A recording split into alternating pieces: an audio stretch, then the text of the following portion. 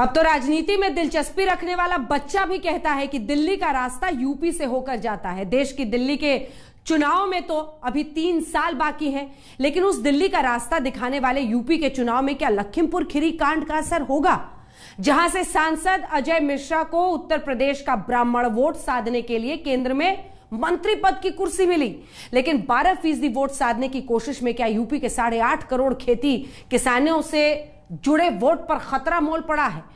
जहां मुजफ्फरनगर की किसान पंचायत के बाद किसान वोट की चिंता का हल निकला नहीं, तब तक लखीमपुर तक किसान का मुद्दा आ गया। उत्तर प्रदेश की किसान राजनीति का ध्रुव 2 केंद्रों पर अभी दिखता है, लखीमपुर और मुजफ्फरनगर।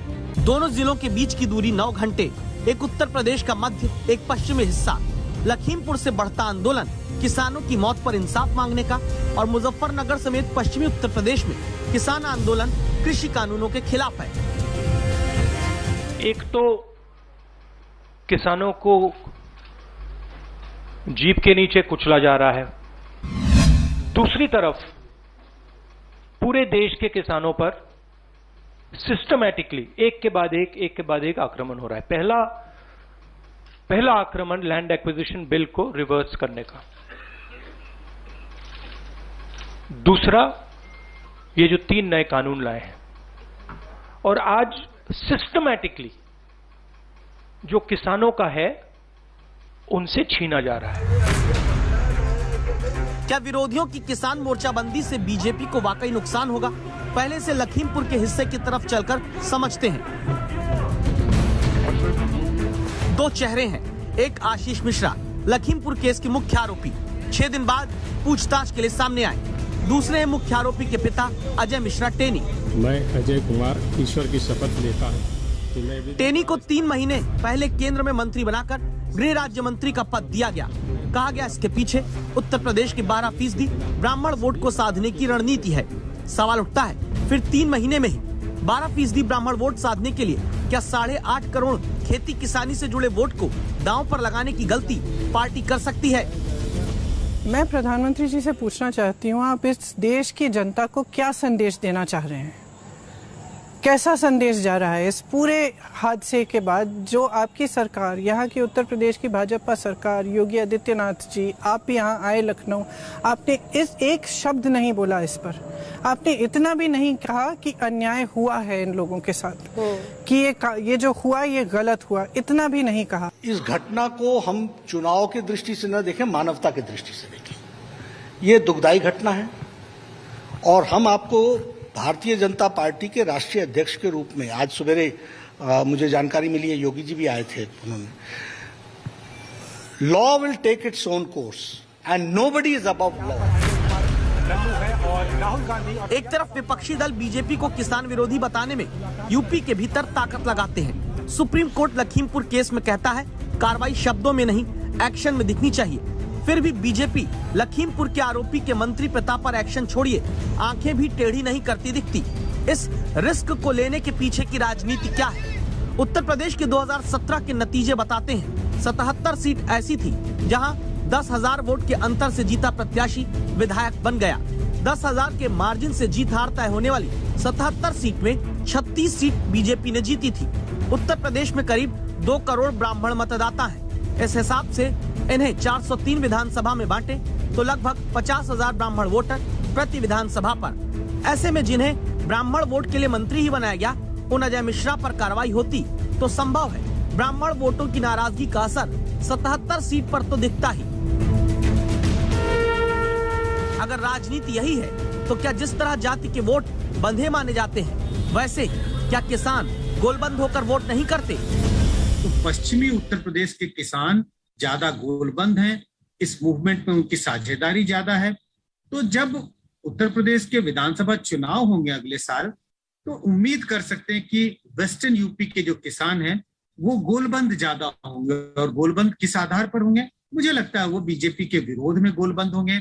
अब किस पार्टी को वोट करते हैं ये तो आने वाला समय बताएगा, लेकिन जैसे जैसे हम पूर्वी उत्तर प्रदेश की ओर जाएंगे, मुजफ्फरनगर की बात करें, और उससे जब हम पूर्वी उत्तर प्रदेश की ओर जाने लगेंगे, तो वहां पर किसान, जो पश्चिमी उत्तर प्रदेश के किसान जिस तरह से आंदोलन कर रहे हैं, उससे वो अपने आप को करीबी नहीं पाते, क्योंकि थोड़ी इकोनॉमिक स्टेटस अलग अलग है।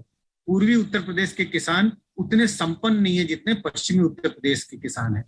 तो किसानों का वोट, पश्चिमी उत्तर प्रदेश के जो किसान हैं उनका वोट ज्यादा गोलबंद होगा बीजेपी के खिलाफ। लेकिन ज्यों-ज्यों हम पूर्वी उत्तर प्रदेश की ओर जाएंगे, किसानों का वोट बिखरा हुआ हमें दिखाई पड़ेगा। इनको न्याय मिलना चाहिए। इसीलिए आप देखिए, कांग्रेस जितनी आक्रामक होकर लखीमपुर में दिखती है, उतनी आक्रामक बीएसपी नजर नहीं आती, क्योंकि मायावती की पार्टी की पॉलिटिक्स में भी अभी ब्राह्मण वोट का जुड़ाव है। लखीमपुर से बढ़कर मुजफ्फरनगर की तरफ आए तो किसान का वोट किस करवट जाएगा, इसे जानने में सितंबर की महापंचायत की भीड़ देखिए। ऐसी भीड़ क्या पोलिंग में भी किसी रणनीति के तहत वोट में तब्दील हो सकती है? ये जानने से पहले राकेश टिकैत के 2 बयान सुनते हैं। चीज से तो सरकार वो करती है कि हम उसकी वोट कितनी उसको दिलवा सकते हैं, तो भी सरकार हमारा काम करेगी। तो देश की जनता ने उनकी सरकार बनवाई, और ये है कि उसकी वोट कितनी कट जाए तो भी वो सरकार काम करेगी। तो सरकार कौन से तरीके से काम करना चाहती है तो सरकार को बता दे, तय कर दे। मतलब ऐसा तो नहीं होगा कि जनता यहाँ पे धरने देगी, वो सरकार बातचीत भी नहीं करेगी। तो हम भी जाएंगे गांव के लोगों को अपना 15 तारीख में पुतला दहन होगा, 18 तारीख में ट्रेन है वो रुकेगी 6 घंटे, और 26 तारीख में मीटिंग होगी, और पूरे देश भर में उत्तर प्रदेश में उनकी कलश यात्राएं निकलेगी। कृषि कानूनों के खिलाफ विरोध से लेकर किसानों की मौत तक, राकेश टिकैत क्या वाकई बीजेपी के खिलाफ चुनाव में किसानों को लामबंद कर पाएंगे? हमने एक रिसर्च निकाली है जो कहती है 2017 में 5 एकड़ तक खेती के मालिक 8% किसानों ने वोट दिया, जबकि पेशे के आधार पर बांटे तो 9% वोट देने वाले खेतीहर मजदूर आए। 5 एकड़ से ऊपर यानी समृद्ध किसान जो वोट देने आए करीब 1% ही रहे। यानी किसानी से जुड़ा वोटर का बड़ा वर्ग छोटे किसानों और मजदूरों का है। एक्सपर्ट मानते हैं कि आंदोलन करते लोगों की पहचान तो किसान के रूप में होती है, लेकिन जब ये वापस अपने इलाके में पहुंचते हैं तो फिर से किसान नहीं बल्कि अपनी अपनी जात के खांचे में बंटकर वोट करते हैं। किसान वोट, अगर हम उत्तर प्रदेश विधानसभा के चुनाव का इतिहास देखें तो किसानों का मुद्दा कभी भी उत्तर प्रदेश को एक स्टेट लेवल पर बहुत बड़े स्तर पर प्रभावित नहीं करता है।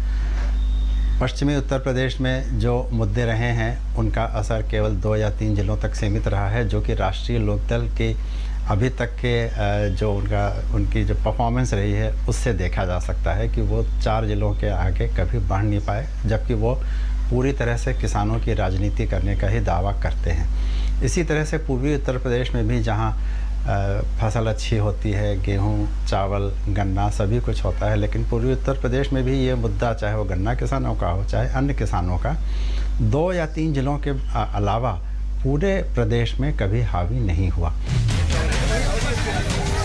यानी मुजफ्फरनगर से लखीमपुर तक किसानों का मुद्दा तो है, लेकिन ये चुनाव में वोट के रूप में बड़ा असर डालेगा ऐसा सीधा नहीं माना जाता है। चुनाव में अभी 5 महीने बाकी है। आगे इस मुद्दे को विरोधी दल जिंदा रखकर लंबी लड़ाई लड़ पाएंगे जैसी अभी लड़ते दिख रहे हैं, सवाल ये भी है।